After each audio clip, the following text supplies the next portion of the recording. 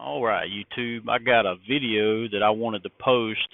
I didn't want to wait till I got home because the last time I did that, this thing didn't keep the video like I wanted, so I went ahead and stopped at the Georgia state line.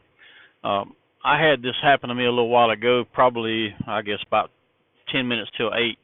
I was traveling up 441 just outside of Lake City, Florida, and just let me show you what happened here.